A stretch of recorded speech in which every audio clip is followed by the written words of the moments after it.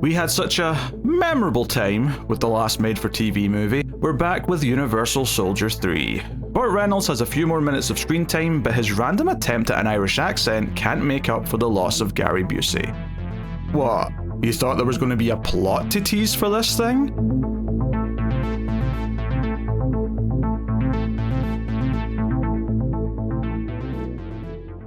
Welcome everyone to the Atomic Cinema Experiment. I am Peter, and joining me as always is David.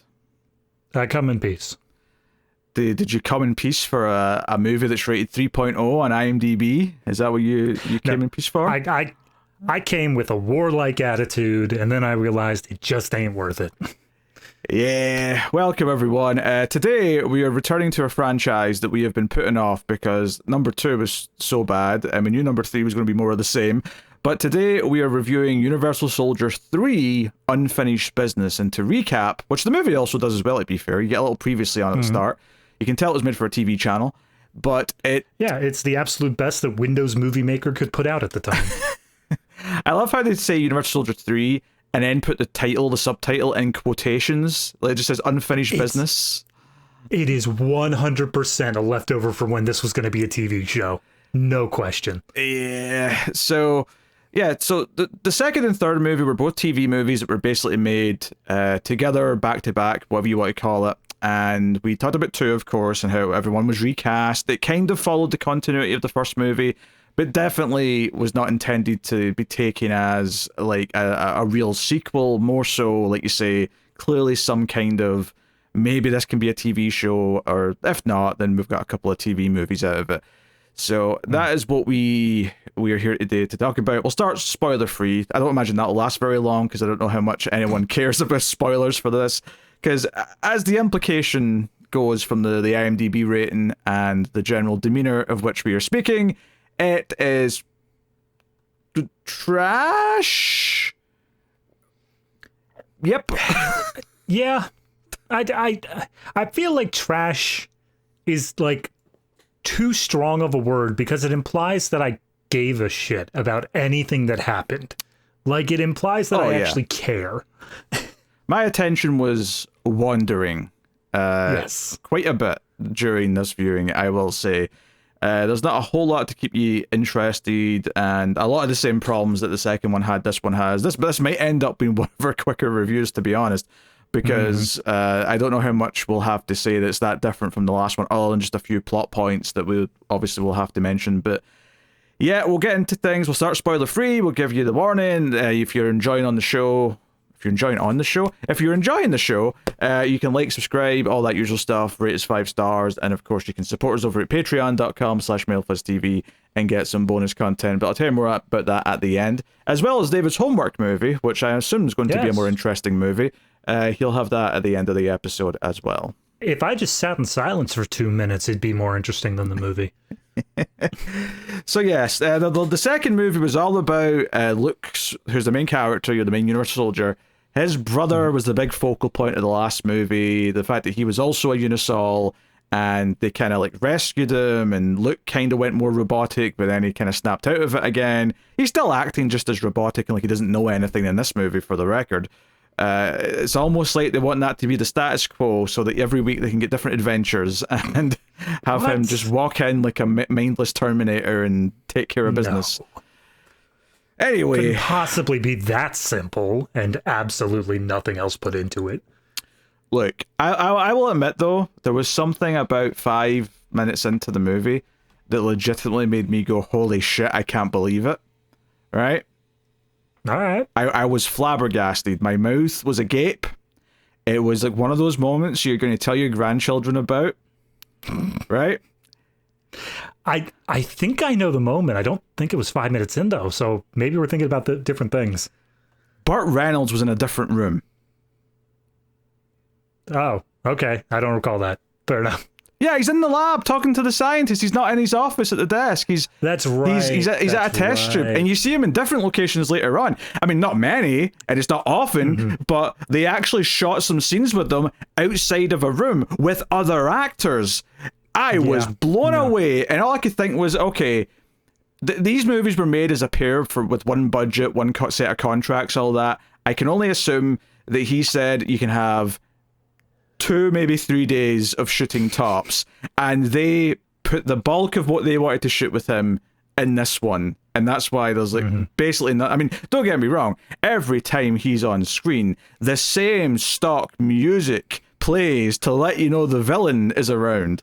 But Pete, I am convinced they only scripted one scene with him and just varied the wording up on each take and used it every single time. Because every scene with him is the exact same thing happening. Part of me wants to just say spoilers right away, because I feel like the things I want to talk about are all spoilery, and I don't like. I mean, obviously, it sucks, right? The movie's bad. It has the same problem as the first or the second one, I should say, which was like there's so many like moments in the action scenes where they've decided in the edit to do it in slow motion, but they never shot for slow motion, so there's so much bad frame rate. In fact, not even just in action scenes. There's one moment fairly early on where Veronica, I think the lead lady's name is, Veronica? Yeah, she like just turns and looks over her shoulder in the middle of a scene, and it's in low frame rate slow-mo, and then it just goes back to normal in the same shot. And I'm like, why was that in dramatic framey slow-mo? I don't actually understand why they did that.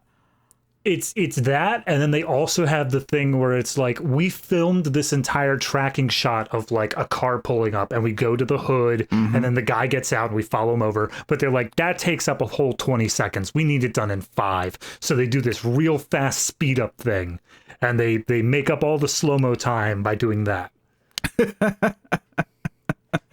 That may be accurate, it's fair to say. I also love how lots of scenes in this are set in Canada, because I presume they were shooting these in Canada, so they thought, oh, we'll just say it's Canada now, so that we don't have to hide anything. Yeah. Convenient. Yeah. I honestly, there was a point in here where I was having flashbacks to like really early, really crappy Smallville episodes. Like the ones where it was like, they weren't even, they were barely getting their budget to stretch over what they needed to do. And having the Universal Soldier essentially be Superman throughout this, of just coming in and like bullets barely affect him. It's like, yeah, I could see this being a CW show. Oh, for sure. I mean, definitely, like, where they're shooting, like, if you told me this was the same, like, sort of part of the city they shot whenever they were doing Metropolis scenes in Smallville, I could believe you. Yeah, for sure. Same vibes, for sure. I mean, I don't know enough to... I mean, I think Vancouver's where a lot of stuff shoots, so it's probably Vancouver, but I don't know enough about those cities to differentiate between that and Toronto and, you know, the other ones that come to mind. So I mean, they're specifically filming to make it look like it could be anywhere, so it's hard to really get a grip on it. Yeah, and my chair's squeaking like mad. I apologize, everyone. There's been a couple of reviews recently where I've sat in a really uncomfortable stool. I wasn't willing to do that for Universal Soldier 3. I'm just going to level with you, okay? That's fine. That's fine. I mean, it's only going to be like 20 minutes and we're out, so whatever. All right. So, and that's the other thing. So, see if you care about some of the other sequels that came after this, which actually have Van Damme in them, or actually sort of attempts at being. Well, I mean, only one was in theaters, but then there were some direct-to-video ones that have a bit of a cult following. The 2 and 3 are not canon with everything that comes after this. You know, if you're concerned that we might say something that'll spoil like a future movie, or you're thinking, oh, something relevant might be in this that will be important in future movies, it won't. So don't care about spoilers is all I'm really trying to say. Yeah.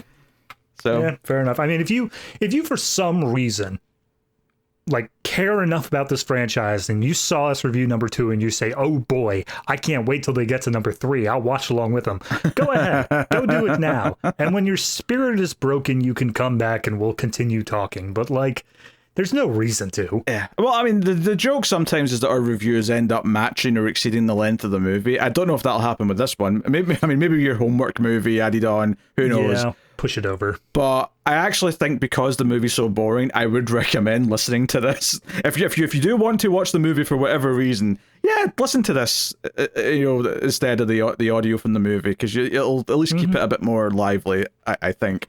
So, yeah. I'm just going to say spoilers. No one cares. Let's just get into it. So, probably the most wild thing this movie does is the first big scene with Burt Reynolds, right? He's watching TV, and we get what the bad guy's main goal is for this movie. And that is, apparently, that survivors of the Holocaust are being paid reparations in gold bullion, and it's meant to be in the billions of dollars worth, and the bad guy wants to use Universal Soldiers to steal it. That is I mean, I say it's the plot of the movie. It isn't really. It's like brought up, and then it's just kind of the motivation, and we never really talk about it that much until near the end. But that is like the gall of this movie, of this shitty direct-to-TV Universal Soldier sequel, to bring up that part of history and try and use it as a cheap plot device. It would 100%, if they were just like, oh yeah, no, we want the mustache twirling, cartoonishly evil, like, of course, we're trying to steal all the gold in Germany, like, fine, whatever, do what you gotta do. But like, they play it up as like, no, this is a deep, dark CIA covert military operation thing. It's like, no, this is a mustache twirling villain. Why are you trying to play this like it's anything but that? Yeah, and obviously by the end we find out Burt Reynolds is like the deputy director of the CIA. That's like a big reveal later on. Oh no. Yeah, the thing with me, and I definitely brought this up in the last one, but it was obviously he's talking a lot more. He's in a lot more scenes in this one. What is with the weird Irish like accent he's got going in this? Because he's not Irish. I'm glad you agree with me though. Like, I was listening to that, I'm like, is this supposed to be Irish? Because I really wasn't sure. Yeah, he's got like a bit of an Irish like twang in there. I don't even know if twang's the right word, but that's the only word I could think of. And to be clear, it's not like his name is like Phineas O'Donnellson or something like that. His name is Gerard Risco. Like, he's not implicitly an Irish character. I feel like Burt Reynolds just showed up to set and said, hey, I want to do this. And they said, sure, you are literally the most name power in this whole movie. You can do whatever the hell you want. As he's swigging booze between takes, and he's like, I'm going to do this in an Irish accent. Top of the morning to you laddies. They're like, can we do one more take? Burt, just one more. Every scene with them, barring like one or two, is the exact same, where he's sitting there, he speaks in the phone about, oh, we have to get that GR-44, he's causing trouble, and I want my gold billion. Sinister, sinister, sinister. Holds up his cigar, generic guitar, evil villain music plays, and that's it. That's every scene he basically has. Yeah. And it's always to that one scientist guy. Yes. He's pretty much just the stand-in secondary villain because we couldn't get Burt Reynolds to actually be on set for more than 2 shots. Yeah, so he's leveled up to just being kind of Gary Busey light, I guess. Yeah. So, yeah, that's basically that side. The other plot they have, of course, is that, they kind of try to hide it throughout the movie, but it's obvious what they're doing, which is that they have cloned Eric, Luke's brother. So eventually, by the end of the movie, there's going to be another version of Eric as a Universal Soldier who's working for the villains. So there's a lots of scenes where the scientist dude comes in and says, you can call me Dad. He's grown at an accelerated rate, of course. But he's like, what's a dad? He's like, oh, dads look after you. They raise you. You love your dad. It's all that kind of shenanigans. You'll do anything your dad says. You'll clean the gutters. Go out. Yes. Go now. Although, just in case, we're going to put a bomb inside you just in case you decide to go against anything we say at any point. I was really, because as soon as they did that bomb, it became Chekhov's gun. I knew that was going to happen. We were going to use the bomb. But like, I was thinking from the mindset of, okay, we're trying to turn these 2 TV movies into a TV series. And the fact that we introduced the brother character in the last one, already had him killed off, and now we have this lookalike clone that is loyal to him, gives a lot of like pathos to the characters. They could have used that for the whole series. Just to be clear, though, you're forgetting something here that we talked about in 2. By the time they made these, they knew it wasn't going to be a TV show. This wasn't like TV pilots that then didn't become a TV show. It was being developed. Was that when it was written, though? Oh, I'm sure there was a script for a pilot before they, altered that. But I mean, I'm sure the script for the second of the 2 movies was probably like hodgepodge together after they made that choice.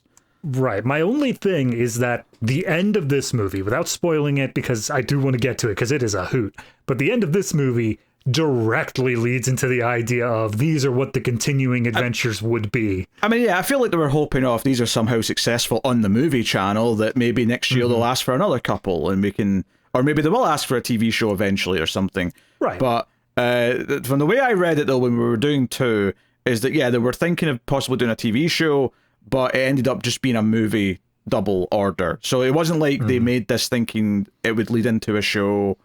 I mean, I'm sure they still maybe hoped that, but they were just making them as movies. Whereas sometimes, though, you get like something that's a feature-length pilot that they've decided they're not going to turn into a show, but we'll just air it as a movie. That wasn't quite this. This was a bit different than that, where it was like, no, we know it's going to air as a movie before we make it. My fiance just started watching Wednesday season 2. And they did a little recap at the beginning where I forgot about this, but one of the last scenes from season 1 is literally Wednesday, practically speaking directly to the audience, saying like, there's still a lot of threads that haven't been wrapped up, things that can be discovered more. And I'm like, just in case season 2, wink, wink, wink, wink, wink, wink, wink. And that's how I feel like this movie kind of was trying to get towards, where it's like, yeah, we finished up all those plots, but there's a lot of threads if you happen to want to know more. Yeah. So, yeah, scientist, clone of Eric. Scientist also does a lot of the other stuff. The movie's big opening, right, after just, Eric or Luke being sad about his brother's death, and they're fugitives now because everything's been blamed on them from the last movie. Mm-hmm. And they go to Canada, and they're trying to find her ex-boyfriend, who's also a journalist of some kind. And he's working here. And he's at a fancy gala with a lot of millionaires who are all there soireeing and doing whatever. And she's going to go up and talk to him. Luke's still acting like it's weird. Like the whole, again, I mean, we said this a lot in the second movie, but like the first movie kind of completed the arc where he felt more like a human being who could think for himself by the end. And these sequels are determined to have him. No, he's at like, I don't understand the world. What is dad kind of mode. Like, yeah, for the whole time. But she's like, okay, you stay across the street because all of a sudden you've got a fear of heights, even though it never comes into play at all for the rest of the movie. In fact, he basically just ignores his fear of heights and then it never comes up later. And it's never even like a case of, oh, he overcame them because he cared or something. Like, no, it just doesn't matter. It just does not matter. She, at one point, after the whole sequence ends, says, what about your fear of heights? And he mumbles something. I couldn't even hear what he said. And then they just continue on the sequence. Yeah, so this gal is up in like a tall building. So he's like, I don't like heights. And she's like, okay, you stay across the street. I'll go up and try and talk to this ex-boyfriend.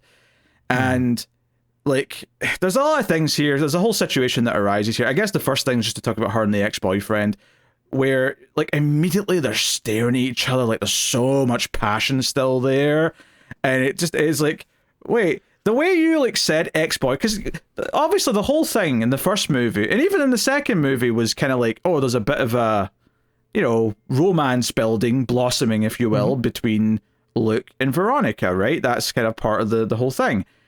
Yeah. And when they arrive in Canada, she's like, no, not boyfriend, ex-boyfriend. And it kind of felt like, oh, she's making that clear because, there's feelings between them. And then she gets upstairs to talk to this guy. They stare at each other longingly. Like the way they say hello is very, hello, Roger. And it's, it's very all like passionate and like a lot of built up tension. And then when she's describing the Universal Soldier, she says, oh yeah, I've got proof, I've got one, he's downstairs. She describes him as having the mind of a child, and I thought, you've kissed him, you kissed him in the last movie, you can't describe him as having the mind of a child, you creep. This is in the 90s. We were still working some things out. So that's just all I wanted to mention, really. More than anything was that. Yeah, no, and then the other thing is like, okay, this is a TV show that is built around action, theoretically. How can we fit in action if nobody knows that they're here in Canada? And then all of a sudden, for whatever reason, this is, you gracefully forgot to mention, this is not just a gala of rich people. This is a gala of rich people from cyber industries. This is right before the dot-com bubble burst. Do you know what? I forgot about that, but the only thing that comes to mind of you saying that is we follow like the leader of this villain team that show up here, right? And she like comes in as a guest, she's in a dress, there's an old man staring at her, who, by the way, when the hostage situation starts, she just shoots this guy, and it's like, haha, you perv, I shot you. But she, like, when she's threatening someone with the gun, one of the millionaires, she's like, hey, www.geek. And I'm like, oh god, this is like early internet, people are saying www dot, because obviously that's never went away in terms of like a web address. It's still there, but no one talks about it, no one mentions it, no one even notices that it's there because it doesn't matter.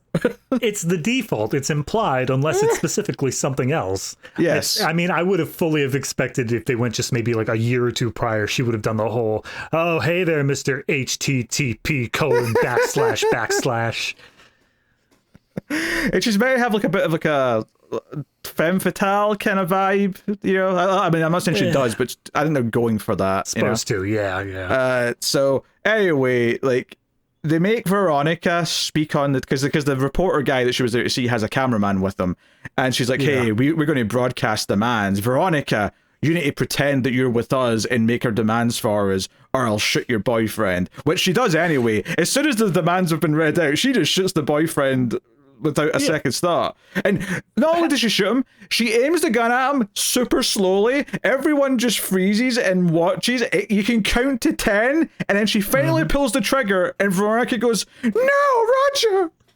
Like, you could have... I thought that was slow-mo, but yeah, probably. It was so long. It took so long for her to pull the goddamn trigger.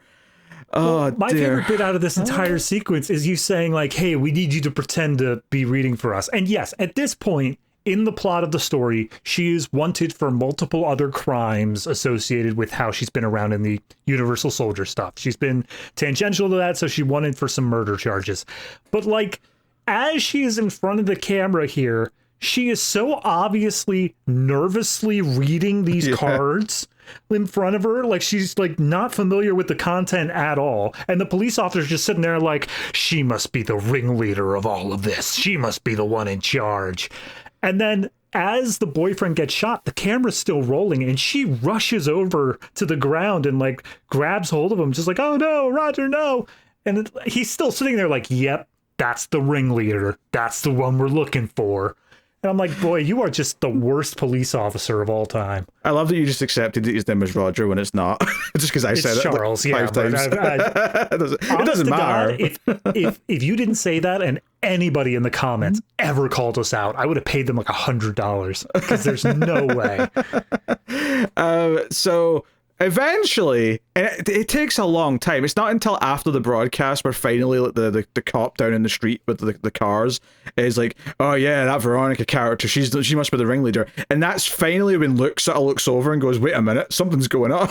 My spider sense is tingling. Boy, wouldn't you know it, hearing that she got herself in danger tells me there must be danger up there. So he climbs up the elevator cables, immediately over his fear of heights. He steals a busboy's outfit who was hiding, and like he gets found by a bad guy who brings him into the room. The female villain kind of like looks at his chest and is like, "Oh, you must be lifting some heavy plates, my." Ugh. She makes like a couple of noises. Yeah. And then the other goon goes back into the room, grabs the other people who are hiding in the freezer. Mind you, he said, we cleared the kitchen. We definitely got everybody out. And the fact that Luke Deborah was there, like, okay, he snuck in. But then there are like 4 other people who were hiding in the freezer. So clearly they're just shit at their job. But then he comes in and says, hey, but this guy says that he's the busboy. There can't be more than one busboy. So they say, oh, well, Luke's a cop, shoot him. Yes, and then he just goes into kind of action mode, you know, because one of the guys stabs him. He throws the blade to get the villain lady when she's holding Veronica hostage. But there's a lot of, like, before that, there's a lot of him, like, picking up a machine gun that's been dropped in framey slow motion, and this is, like, one of the first, very 1998 songs that starts playing. There wasn't as much of it in this one, I don't feel like, but there was a lot of it in the second one, but this is definitely another example of it, is, like, cheap enough. They ran out of licensing rights. Yeah, cheap enough they could get the rights to this, but it sounds distinctly 1998. And I think what caught my ear, actually, now that I'm thinking about it, is I recall one lyric, because it kept playing, it kept repeating as it was getting towards the end of it. It kept saying something about "this is trash" over and over again. Oh, that's right. Right. And I just started laughing because I'm like, oh, they picked the perfect song for this. It keeps on repeating. It's like 4 lines. They just keep repeating like, "this is trash," da da da da da. And then like as the scene ends, the music cuts out, but the lyricist just adds one last "bitch." I just lost it. I was losing my mind. God. And that is, do you know what the sad part is? And I mean this sincerely. I really do, everyone. Yeah. I want you to know from the bottom of the heart, I mean this. Everything we just talked about was the best part of the movie. Yeah. It was the most interesting I ever got. The rest of it is so goddamn boring and nothing is happening that this was the highlight. Like, this like little hostage situation. I was like, I could have just give me the Die Hard movie. Just give me the Die Hard movie where Luke Devereaux is like sneaking about the building and that's the whole plot. And then maybe at the end you have them go get Burt Reynolds in a quick 5-minute bit or something. It wouldn't, obviously that would be good, but it would have been better than what the rest of the movie was. No, I agree. I at this point, once they wrapped up with this sequence, it goes really hard on what are the villains doing. Yes. And it's strange to say that it's not related to the second movie, because obviously it is still the same characters. We're following those same sort of plots, but like all of the stuff Gary Busey was doing in the second movie really doesn't matter. It really doesn't apply to this. We get a whole new batch of GRs. We get a whole new batch of characters that are like running them and all that. The Gary Busey squad's basically just completely off the table. I think it's around this point where maybe you have a better explanation. Luke starts having psychic visions of his home being in trouble. And he says, we got to get back to my Louisiana home right now. And Veronica's like, yeah, sure, we'll get back there ASAP. And then we find out that he is essentially Luke Skywalker. His whole family's been killed. His house has been burned and they're all gone now. Yeah. Joe, the sad part is there's a potentially interesting element that they try and kind of like put in here, which is that because they need more people for Universal Soldiers, Burt Reynolds basically orders all the people who get killed in this situation, all the terrorists from this hostage situation, are basically handed over to the scientists, and like, damn it, we might be having soldiers, not criminals. And so it's a reason to have the actress who played the sexy bad lady to be like one of the Unisols later. But they do an interesting thing where one of them, like the mind wiping or the memory wiping doesn't take, so he kind of like acts out and kills one of the scientists, and they just trick him into a furnace where they burn him alive, and it's just sort of seen as this, that scientist really is a cold bastard. He's willing to just, kill someone. I mean, technically this is someone who already died, but you know what I mean. It's a criminal who literally just shot a man for like calling over the intercom, so he's clear. Nobody's in the right here. Nobody's good. But it's like, okay, maybe there's something interesting, maybe not in this movie obviously, but I could see this idea that all these Unisols are always ex-military and those type of people. What happens when you start putting other types of people in those roles, particularly villainous people, but like maybe even, what happens if you take a janitor and put him into a Unisol? Like, does that work? Not specifically the Unisol, but we get the answer to that towards the end of the movie. Okay, all right, okay. We have to.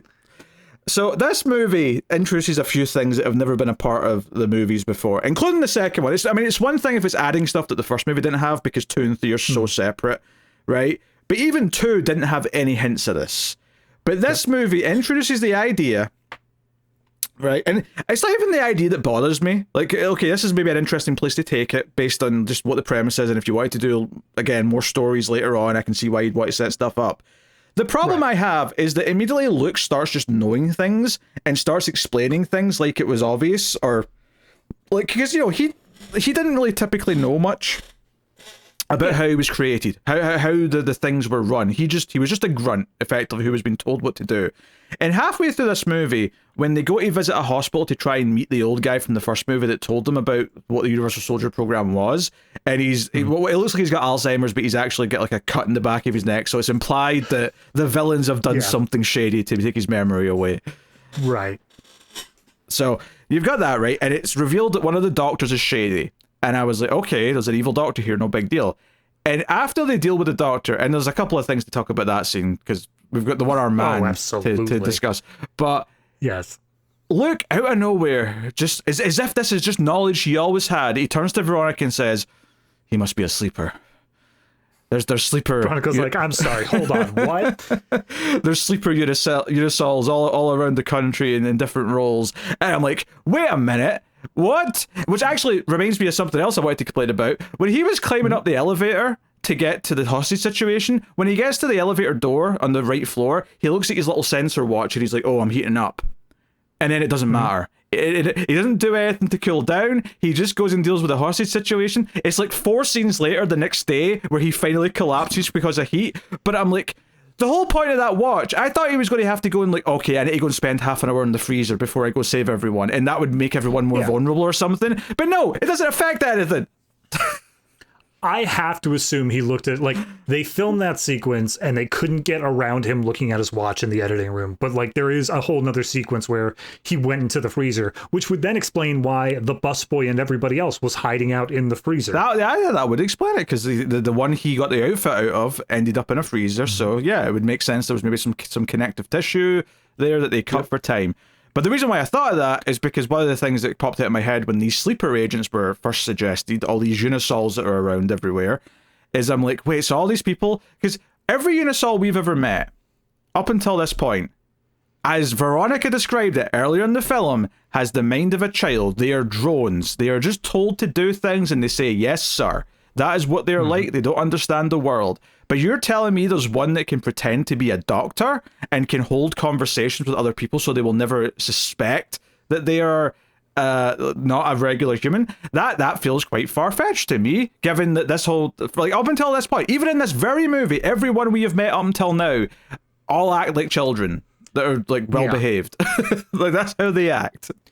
Yeah, no, I feel like this would be the sort of thing, if they've ever really gotten to the nitty-gritty of sleepers, it would be an entirely different process. It would have, like, yes, it's Unisol or whatever, but it's some other thing where they don't even know until they get activated. And then when they get activated, they're all of a sudden completely obedient and go into that sort of childlike obedience state. But no, it's not explained. It's just, like you said, he just happens to know this, and then the end of the movie goes in and says, like, we actually have, like, 1,000 of those, so we could go for at least 3 seasons. We'll get to that in a minute, because there's definitely a big thing to say about the ending. But the big example we get early on, that kind of helps also set this up, is that Burt Reynolds goes to meet like a general who's in charge of security at a Air Force base, which is where all this gold bullion apparently is leaving the country on. And he's like, hey, General, you're in charge of this base, right? And he's like, yes, sir. He's like, well, in that case, I need a favor. He's like, what's that, sir? I need you to die. And he shoots him, and then the guy's lying there dead, and Burt Reynolds has got the cigar, and he's like, don't worry, though. It's not permanent, my laddie.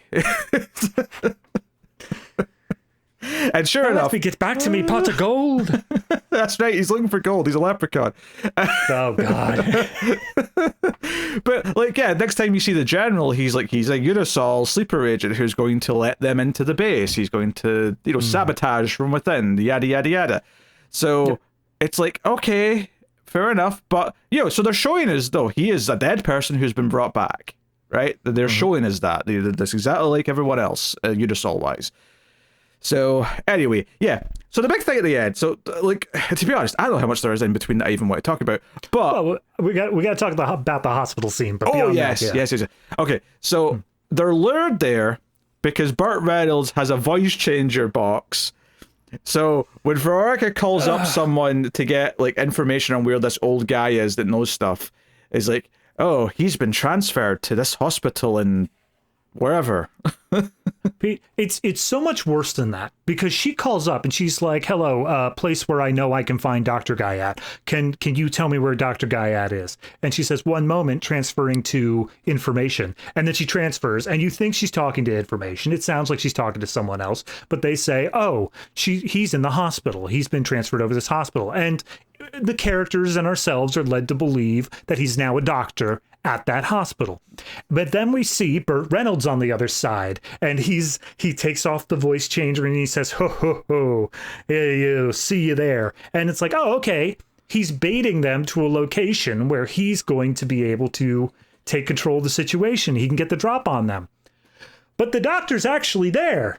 Like, what does he gain from telling them the actual location of the doctor? He could have sent them anywhere. He could have sent them, like, oh, he's actually at military base. Well, like, he could have done anything. Well, no, I think you've got the wrong problem here. All right. he should want them to find him because it's a trap. The part that doesn't make sense to me is why he has to like tell them himself, because like you said, the doctor is actually there as a patient. So like even the real information person could have still told them the truth and it would have been the same information. That's the part that irks me. I get why he wants them to find the doctor, because they're going to send in the Unisols to kill them. They want to use him as bait, right? And obviously he can't tell them anything because he's been mind wiped. So...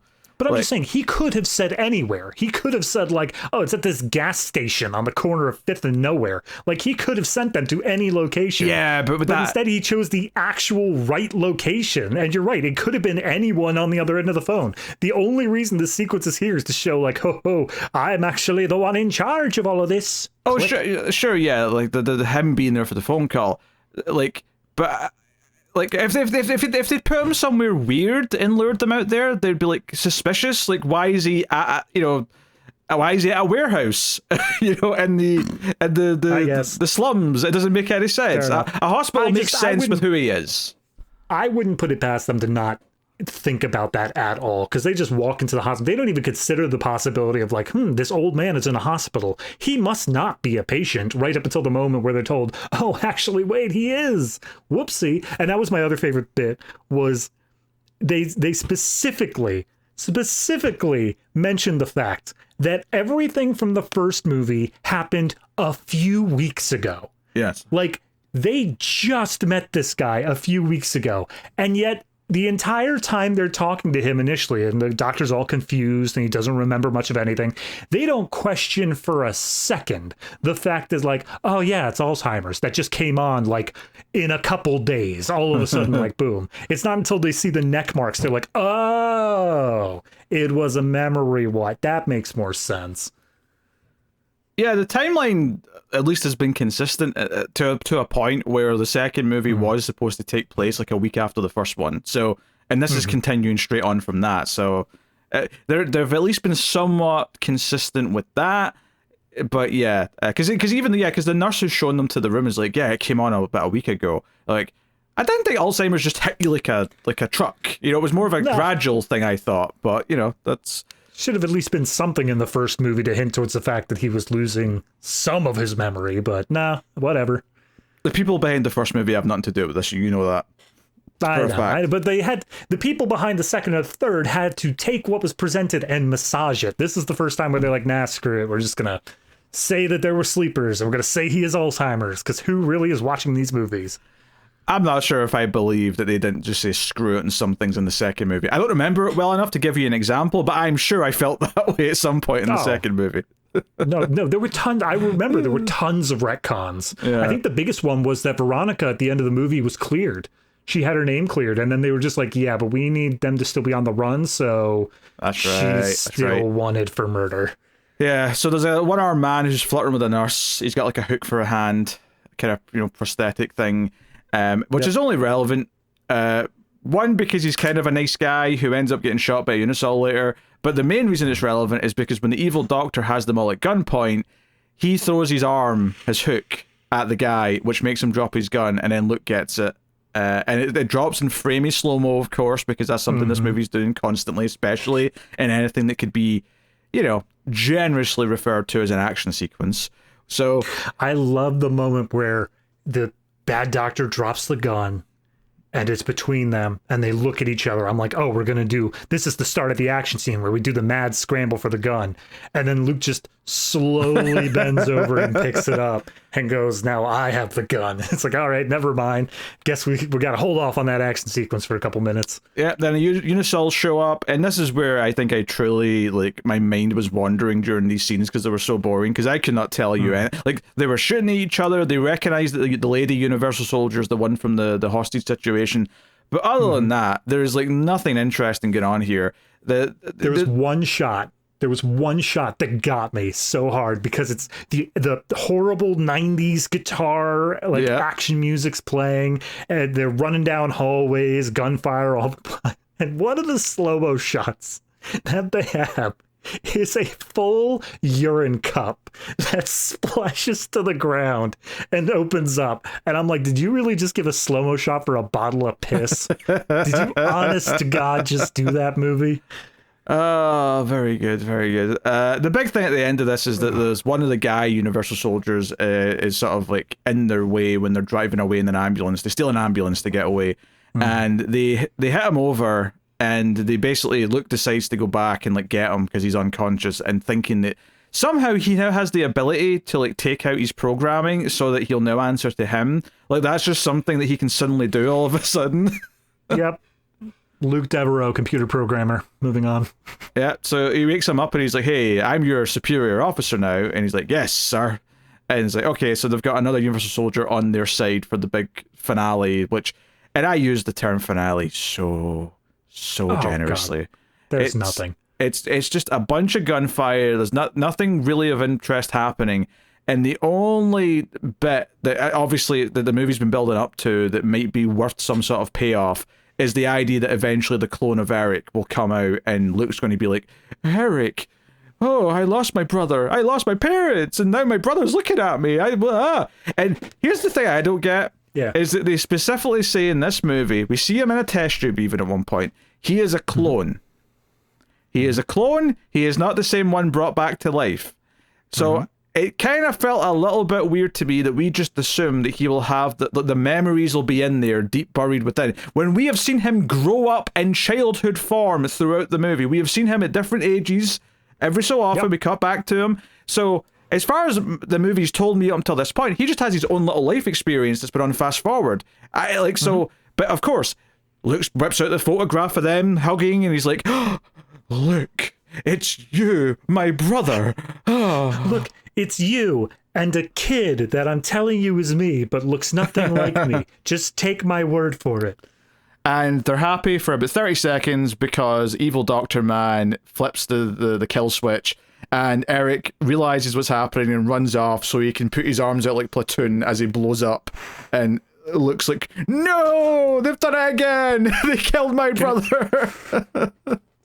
So first off, I got a lot to say on that, but my favorite little line is, as they're planning to set off the bomb, it's like, all right, what's the range? And they say 20 yards. Everything will be dead within 20 yards. And then they say, all right, well, that's going to take out Luke and that woman who's giving us problems. So then they launch the bomb, and we see Eric, as the beeping starts, he books it away. He falls to his knees, and like half a sparkler goes off. And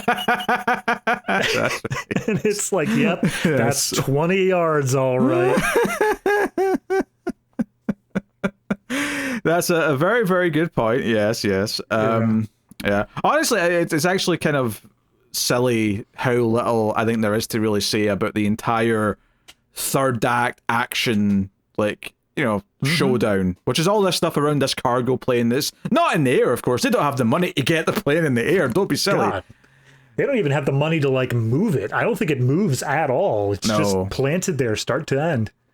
But obviously the more whale stuff comes after, because actually one of my problems, obviously it almost feels foolish to even give this proper like screenwriting critiques, but one of the things that really bugged me in this movie is that out of nowhere, I think it's because they look at some of the replay of like the Unisol they capture, they look at some of his footage, and there's like a glimpse at like the ring that Burt Reynolds wears, and Luke is like, something familiar about that. I've seen that ring, and he has like a couple of quick flashes. He's like, there's something familiar about that ring, and I'm like, okay, they're seeing that he actually knows who this guy is from his past. Okay, I guess that's fine, whatever.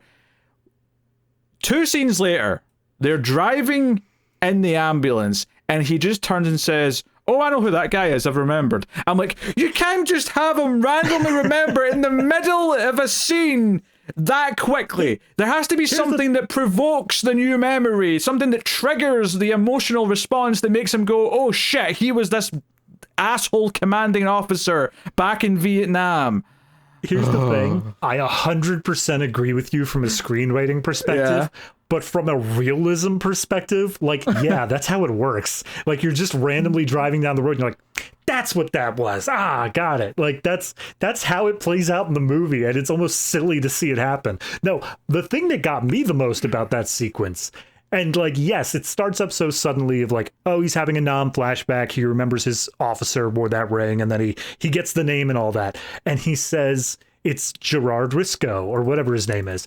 And this is immediately a few leaps where, first off, Veronica says, that name can't possibly be correct. That's the deputy director of the CIA. He's in charge of all this super important stuff. And I'm like, okay, all right. You want to set it a little bit higher. You want to say this goes up to the top of government. Fine. But then they do the biggest retcon I think of all, which is her saying, wait a minute, you're GR44. GR doesn't stand for genetic reconstruction as we initially thought. It stands for Gerard Risco. What? Are you kidding me? Yep. And I'm like, okay, does that technically mean him GR0 then? Is it because he's the origin? I don't know. Which, obviously... What does that even mean? Like, if I were to walk into Tesla, does that mean that all of the things would have EM as their predecessors because Elon Musk is the guy making... Like, what does it mean that this guy is the one in charge of the program and he puts his initials on it because vanity? Because he wants to be caught? What? I don't understand what the point of his initials being here is. Well, if it was Musk, it would just be 69 because he's a child. Yeah. So Burt Reynolds' villain, 69 dash. Yeah. Burt Reynolds' character in this movie is a better adult than Elon Musk is what I'm saying. I mean, fair, but like from a writing perspective, like it just felt to me like they were like, GR. Did we ever officially say what that meant in any of the other movies? And the person said no, and it's like, I've got the answer. I mean, it's stupid. I'm not mad about it because it's meaningless and it does not affect anything. Like, it doesn't matter. Like, it's not like something they use to prove anything later or anything like that. It's just like, hey, this was this all along. Isn't that make us look smart? No. Yeah. So that's right. No, so the big thing after the whole action shootout, the brother blows up. They go after Burt Reynolds, of course, right? He's like, skedaddling, and they sort of confront him the upper part of like a big car park, but multi-story car park structure, and they have the camera there. The camera guy pops out after he's basically confessed everything and talked about all the shady things he's been doing, and he's like, all right, that's enough of that, my lady. Why don't you hand me that tape and, we won't make any big mistakes now, will we? And she's like, oh, there's no tape. We're live, pal. I did it 20 minutes ago. Like, whatever. So he just decides to jump off the off the parking building. That's the bit that gets me is he walks over to the edge and he's like, don't come any closer. I'm like, you have no bargaining chips here. Like, either they attack you or you die. And he decides to do a backflip. So whatever. So the movie gives us like a quick little epilogue with Veronica and Luke where they're kind of living the happy farmer life or some shit. But it cuts to evil Doctor Man. He opens the sci-fi pod with a body in it, and Burt Reynolds wakes up. He has been reincarnated as a universal soldier, and he's like, welcome back, sir. He's like, thank you. Good job. And he's like, first order of business, sir. And he's like, wake up all the sleepers. So we get this montage of like different buildings, right? So it's like a treasury building. You just hear like someone on the phone go, yes, sir, GR29 activated, and it'll be a establishing shot of another important building. Yes, sir, GR number 12 activated, and then it cuts to the White House where a vocal impersonator of Bill Clinton says, yes, sir, GR17 is now active. GR17 ready for duty. And that's what the movie cuts the credits on. The president is a universal soldier. That is the ending reveal of our third soldier movie, our TV movie extravaganza. I remember there being a bunch of shows back during this sort of era, early 2000s, especially post 2001, that were you know, trying to speak to a thing of like, oh, but what if like a doomsday scenario? What if all this or whatever? And then like the government's somewhat responsible. The one that really jumps to mind is Jericho. I don't know if you even remember that one, but it was. Yeah, I remember it. Yeah. This struck me in the exact same chord where it was like, this is the season 2 end of season reveal. Like, this is the thing where it's like, we're pretty much out of ideas for our initial arc, and now we're going big to hopefully get it renewed for that last season there. But they're doing it before they've even had season 1. So, good luck to them, but clearly it didn't work out. I think what's so wild to me is, like, obviously, you know, they kind of did a proper sequel after this called Universal Soldier The Return, the 4th one in the franchise, which we'll obviously cover sometime in the next few months. And I think what gets me about it is that movie comes out in 1999, meaning that in all likelihood, they had already decided to make that movie by the time these aired. Oh, yeah. Right? They were already like gearing up for something that was going to make these 2 movies completely and utterly redundant and just left in the out of canon kind of like weird shit off wing of like franchisedom. Like, it's just kind of funny to me that it was already like worthless. It's worthless anyway because it's so bad and it's like not entertaining, it's boring, it's all these things. But like, even just on like a paper level, you are now redundant. Into that filing cabinet you go because there's a real sequel. Now, that's not to say that the real sequel is going to be high art by any means. Like, I don't remember it being particularly amazing, but it was a movie released in theaters, so at the very least, it's probably going to have a better production value than these 2 did. Oh, yeah. I mean, at the very least, it's going to have the name power of bringing back Van Damme, which is already something. Like, he's not going to show up for a CW original, is basically the long and short of it. Yeah. Plus Bill Goldberg. Mm-hmm. If you know who that is. I'm not as familiar with Goldberg. I'm not sure what he did. He's a wrestler. Just that's fair enough. But we also have Michael J. White, who was in The Dark Knight. So that's something. There's I can tell we're like wrapping up and going on here. There's one other bit to the movie that we kind of just glossed over that is such a small moment, but I loved it because it just showed how little the screenwriters actually cared. Do you know what's so funny? Right, just before you say what this is, I have zero idea what you were about to bring up. I can't even hazard a guess. So by all means, tell me.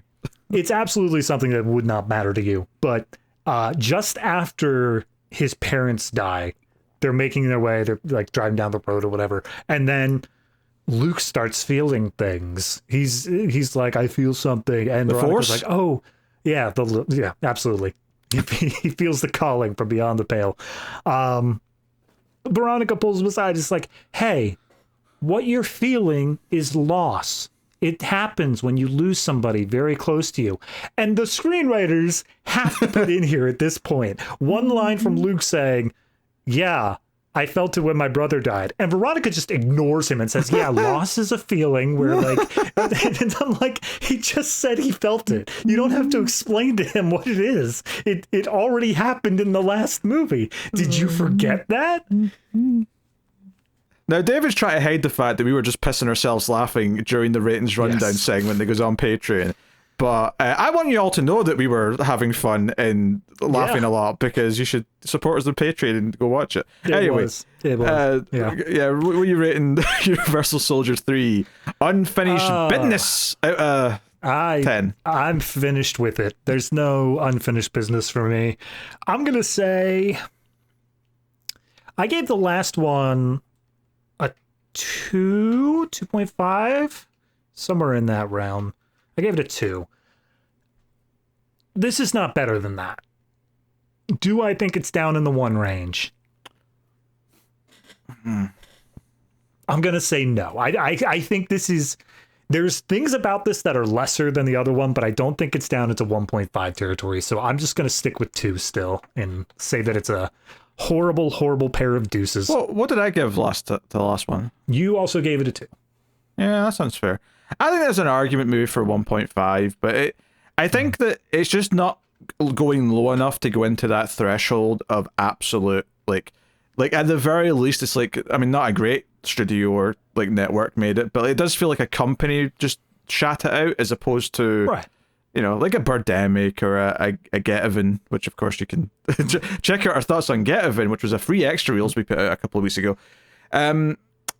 So yeah, I'll think I'll stick with the 2. I do think this is worse. If you're asking me to say which one is worse between 2 and 3, then this is the worst one. But they're both pretty similar overall. The last one just had Gary Busey to spice things up a little bit. Let's be honest. Right. Yeah. There. All right. Well. Next time on the Atomic Cinema Experiment, we're looking at a vote winner. Our patrons voted in some different robot and AI movies from the 2000s, and the winner was Surrogate, starring Bruce Willis, which I've never seen. So we will see how that is next time on the show. Of course, David's got his homework movie that he'll do in a second, but just before we get to that, I'll just remind you can support the show and all the shows we do at Mail Fuzz Movies. That's this Collector's Cut, which is where we go through franchises and things like that. If you like this show, you like Collector's Cut. It's both of us talking about movies, pretty much the same format, just not science fiction, obviously. So, you want to support all that stuff and get bonuses like Extra Reels, which is a monthly show we do for Patreon and YouTube members where we do some of the worst movies ever made.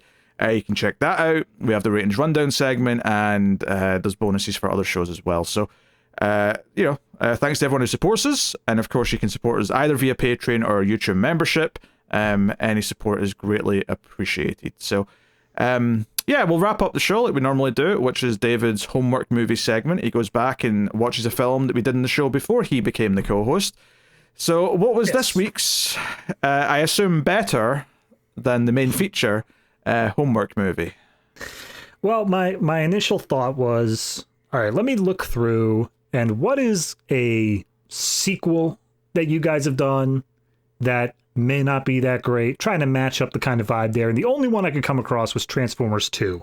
And I said, no, I'm not doing that. I've suffered enough already today. You also have to do the first one first, so you can't... I did. I already have done the first one. Oh, did you? Oh, fair enough. Mm-hmm. Yeah. So I could have, but I was not doing Revenge of the Fallen, because that was... You were talking about whether or not this gets the 2 or the 1.5. You gave that the 1.5. I'm not ready for that. I'm not going to that. Yeah. For very different reasons. I mean, that one has production value, of course. That has production value up the ass, but it's other reasons they got it down there. Right. So instead, I just decided to go one that we kind of recently talked about. When I did my homework for Tron Legacy, you mentioned Oblivion and how its soundtrack was done by M83. And I had never seen Oblivion. I always had a vague interest in it, but it did seem just kind of generic-y enough that I wasn't quite interested enough to go see it, but sat down, decided to watch it, and it's good. It's a good movie, but when I think that it's generic and like it's playing on a bunch of tropes that I have already seen, it absolutely is. Like every single twist in that movie, and there are a lot of twists, is David, absolutely a trope. The movie opens with people who are on their shift doing, I won't even explain what it is, but they say, hey, we're getting to go home in 2 weeks. And I remember sitting in the movie theater in 2014, leaning over to a friend and going, the cake is a lie. And because it was, I was right. Yeah, absolutely. And even before you get to that sort of stuff, which is absolutely, anybody who has any sort of knowledge about these sort of tropes is going to see that coming. But before you even get to that, you can just easily slap with the trope of like, oh yeah, they're 2 weeks from retirement. Yep. I'm sure everything will go fine right up until that point. But no, I think you mentioned the soundtrack, M83. I think the soundtrack's actually very good. Oh, it's excellent. Honestly, it's the main reason why I would say you should watch the movie. If you get a good sound system and listen to that score, like that's the main reason to do it. Yep. I think that if you have a bunch of friends who aren't super into sci-fi, but they do want to watch a movie, this is one you could probably put on for them, because it is something that, for people who don't know all the tropes, I feel like is going to be very different for people who do. For me personally, though, every time that they were hitting something, I was like, okay, yeah, we can see where that's going. That's from this movie, that's from that movie, that's from that video game, that's from that TV show. Yep, exactly. The problem that I would have, and I think this affects everybody, is by the time it hits the third act action scene, I was feeling the length. I was feeling a bit detached from it. I didn't quite get engaged as all the action stuff was happening. I felt like it had already pretty much played each of its pieces, and I was like, all right, now we just need to coast our way into the ending. And for what it is, it's fine, but I do think that it is there's a reason it's not talked about as much nowadays as some other sci-fi movies. It wasn't doing, like, the very next year he would do Live, Die, Repeat / Edge of Tomorrow, and that is far more creative and far more original. Yeah. Something far more worth being watched. Tom Cruise, that is not the same director. That was Yes. a different director, but yeah. Yeah, sorry. But yeah, so I would say this one, it's still fine, still okay, but I think I'd smash it with like a 6.5. It doesn't quite get up to that 7 for me. Yeah, that sounds perfectly reasonable. Don't remember what I gave it when we did it in the show, but You gave it a 6.5. Yeah. fair enough. Right, you agree with me, smart man. I did, yes. All right, well, that'll bring an end to the show, everyone. Like I said, we have got Surrogates next week on the show. We have 70s thriller season ongoing over in Collector's Cut. With The Long Goodbye being the next episode. But we did Clute, we did The French Connection. We're having a good time over there on that season. So go check out that. But yeah, that is the show. Thank you very much for joining us. We always appreciate it. Keep watching science fiction and computer ad salsa.